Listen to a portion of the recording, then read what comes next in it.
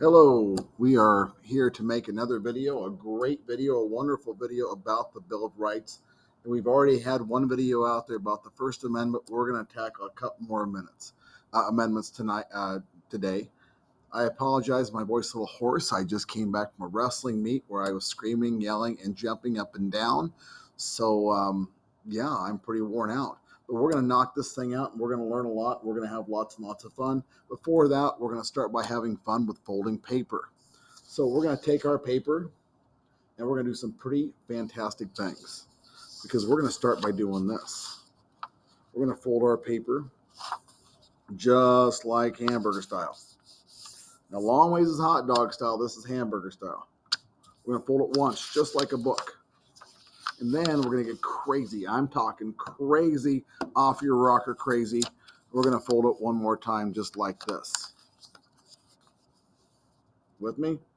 Oh, wait, there's more. We're going to take it and fold it one more time. How exciting is this? Whoa. Now we're going to take this bad boy and we're going to open it up and see you've got a giant section that looks like a bunch of force. Okay. 1, 2, 3, 4. Fantastic. Now we're going to go one more step, one more important step. We're going to reach up to the very top and we're going to fold it just like that. And now we're going to go back. Now, the reason why we're doing this is, number one, it's good to follow instructions, good to follow along. But even more important than that, it's really good to use this process to help space your stuff properly so you make good use of your page, so you have lots of room for lots of notes, because that's what's going to make us smarter. Now, we're going to start at the very beginning. You see right across the top here, we're going to go right here, and we're going to write Bill of Rights. Now, if you don't know what the Bill of Rights are by now, something's wrong, because you should have at least heard this term 6,150 times. But if you didn't, I'm going to remind you, it's a vocabulary word that you probably really want to know. And I always use my vocab words in a kapow box. And I'm going to put this on here. Continued. Because I showed a video with the First Amendment, and we're going to continue on with that, because the Bill of Rights is actually the first 10 amendments. In fact, that's something I really want you to think about. I want you to think about, every time you think of Bill of Rights, I want you to think of first 10 amendments.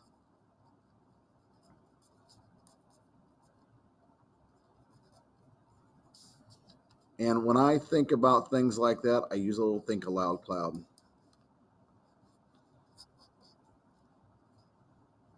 Bill of Rights, important word. I'm going to use a PAL box. I'm going to add some yellow, because yellow means stop, slow down, pay attention. This is important. High dollar word. That's why I had my yellow. And when I think about Bill of Rights, I should be thinking about the first 10 amendments. And if you don't know what an amendment is, something else you should be thinking about in your other think aloud cloud is what an amendment is.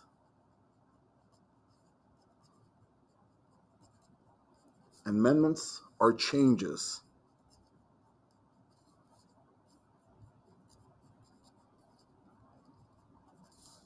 To the U.S. Constitution.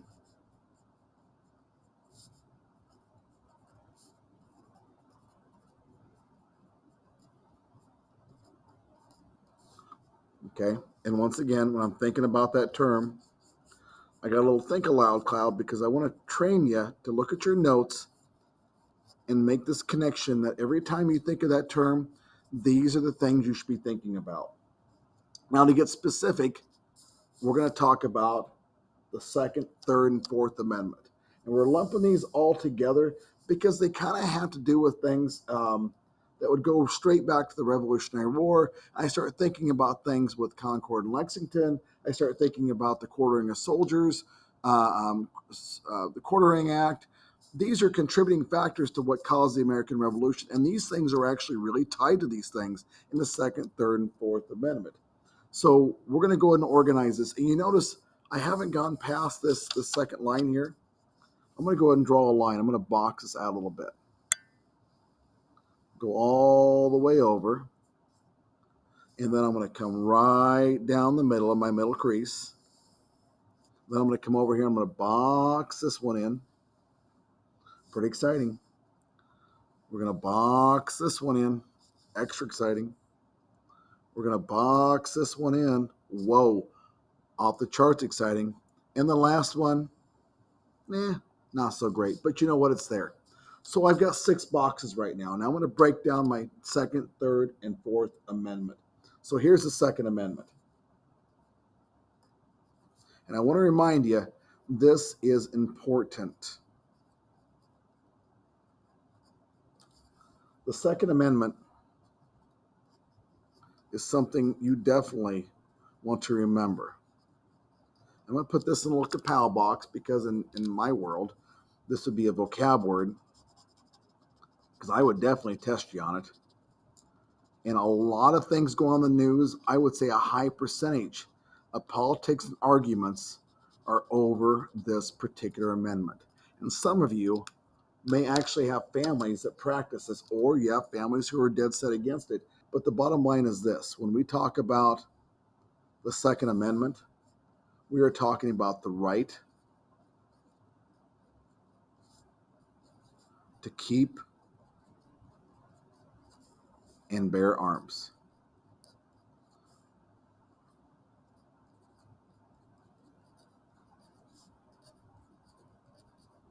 Long story short,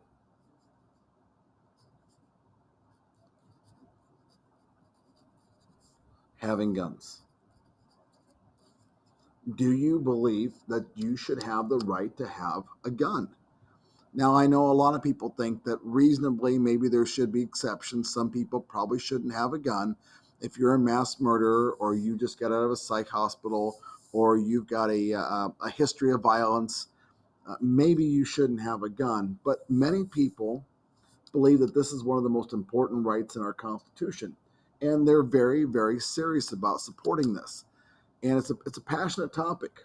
So as we look at the Second Amendment and this right to own guns, just think about way back when we were talking about the American Revolution, and the British were out there to seize the guns so that the Americans couldn't defend themselves, and they couldn't form a militia, and they couldn't um, basically have their own military force. It was a matter of control in terms of Britain. They wanted to keep these people from rebelling. But nowadays, it's not so much about rebelling. It's about, well, home protection. It's about hunting. It's about just having a right to defend yourself, I guess. There's lots of people who can make the argument one way or the other better than me. The bottom line is I just want you to be aware the argument exists. And I also want you to think about this. And this is not a think aloud cloud. This is a question box or a question circle, or I don't have a clever name for this, to be honest with you. But as you reflect on the Second Amendment, I want you to think to yourself, how does this amendment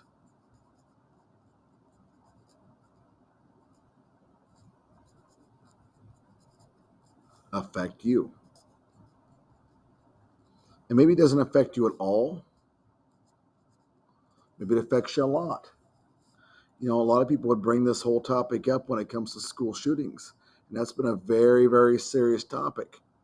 Now, I don't know the right answer, but some people think that guns are the problem. Some people think if we had more guns, we could protect and defend schools. There are some people who think teachers should be able to carry a gun and protect and defend the school because a lot of places are too remote and too far away to get proper police response. So there are lots of different ways to look at this topic. How does this amendment affect you? Put down what you think. This is your time to reflect. At this point, let's pause the video for a second and think about that. Okay, fantastic. Now that you pause that and you're ready to get going, let's talk about the Third Amendment.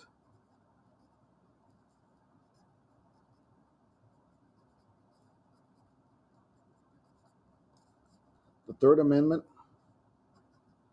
is something we don't worry too much about anymore. It's just kind of the forgotten, lost amendment. but we're going to highlight it because it is a vocab idea. It's a concept or a term that we want to know. And most importantly, when we start looking back on history, this is one of the easiest things to pick at and say, okay, I know exactly why they put this in the Constitution, because it was a really, really big problem. The Third Amendment is real simple. It bans, and when I say bans, that is a fancy word for stops. It's not even that fancy, but that's really what it means.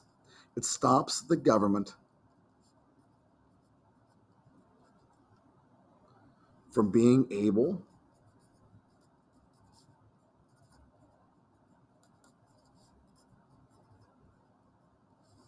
take a guess, being able to quarter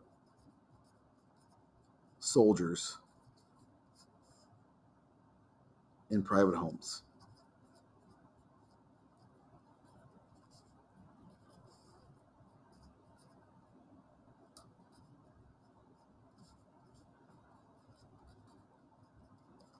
Now, quartering is basically means house.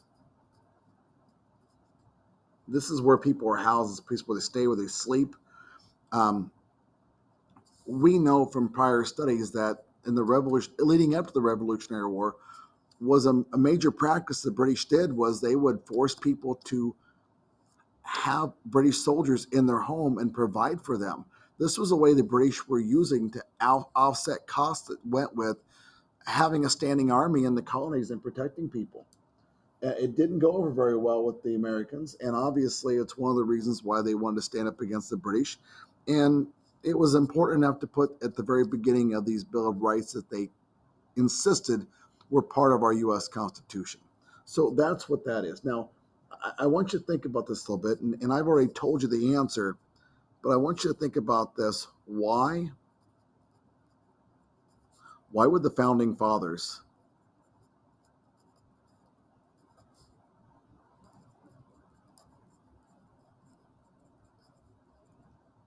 Why would they include this in the Bill of Rights?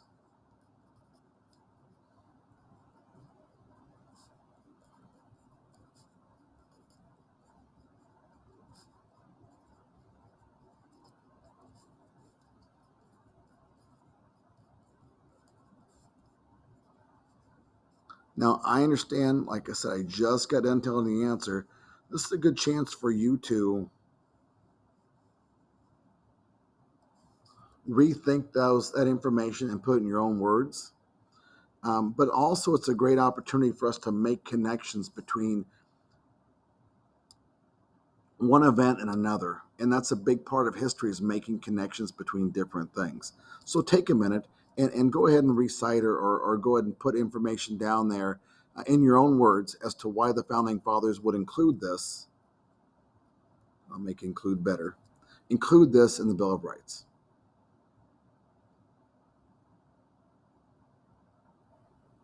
Okay, great job. Move on to the Fourth Amendment. And like I said before, when we talk about these amendments are really important terms. So we're going to make sure we put them in Kapow boxes. We highlight them with yellow. And we know in our notes that these are important enough to stop by and look at. Slow down, I always say when I see yellow. Now, my Aunt Kay was the scariest person I ever rode with. And she honestly thought the yellow lights meant speed up. So she would floor it and drive through intersections. It was terrifying. But um, I know better now. Fourth Amendment. Now, there's a little bit of writing here, so pay attention. We're going to give this a shot here. I believe in you. I have moderate confidence you can handle this. We're going to use that word bans again. I'm going to use another fancy word. Restricts. It's the same thing as stops, same thing as bans. Sometimes I like to use different words in there because I want you to understand that there's lots of ways to say the same thing. The Fourth Amendment restricts the government, and I'm going to abbreviate government like I did before, restricts the government from doing unreasonable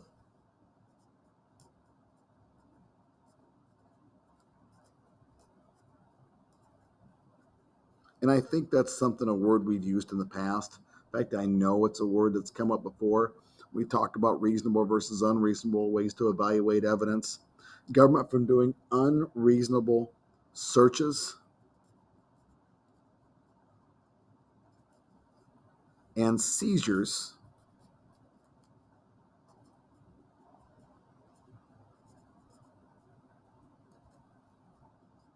I want to underline that word too, of an individual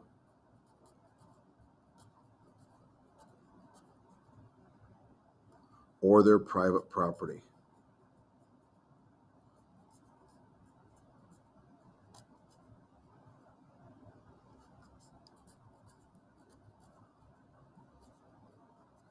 Now, I want to break this down a little bit here. We know what bans, restricts means. Unreasonable. That is something that is not proper, not correct, not valid, not a good reason. Okay. Um, for instance, if you get pulled over by a police officer and he wants to search your car, he has to have a reason to do that.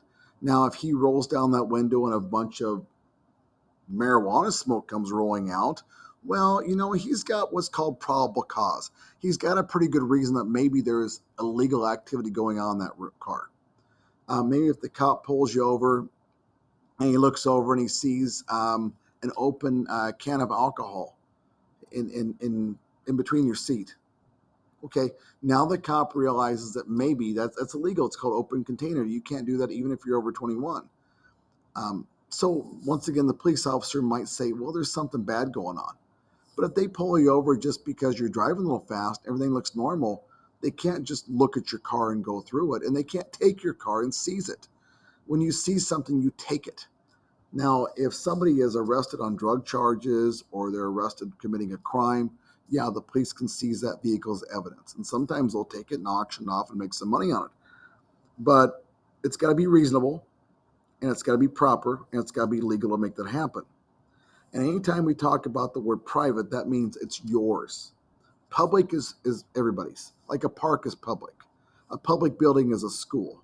A private home is where you live. That's the place you stay at night.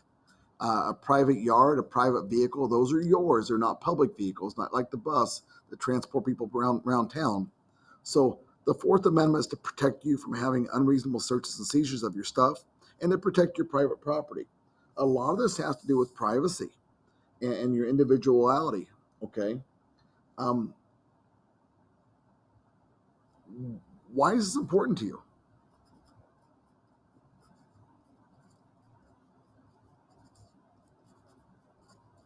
I really want you to think about that for a second. Why is this important to you? Why is this protection something you still benefit from today? And why is it just as important now as it would have been back in the days when they were writing the Constitution hundreds of years ago? So think about that. This is the last item on our list. So after we reflect on that for a second, we'll talk real quick and we'll polish this video up. So go ahead and reflect for just a minute, please. Okay, great job. Now, quick breakdown. Reminder, Bill of Rights, First Amendment, amendments or changes to the Constitution, all we're covering is the Second, Third, and Fourth Amendment. And these are all really important as we talk about privacy issues, individual ownership, basically making sure people just can't invade your home, invade your stuff, and take your stuff. And once again, I've asked you different questions to reflect on, but really you can take each one of these and you can mix them around and have the same reflection for every other item because all of them were important enough early on. And today, they really still are important rights to be considered and talked about, and in some case, argued about. So that's it. The Bill of Rights, Second, Third, and Fourth Amendment. I hope you got something out of this. You did a great job following along. And if you didn't follow along, well, do better next time. Take it easy. Have a good night.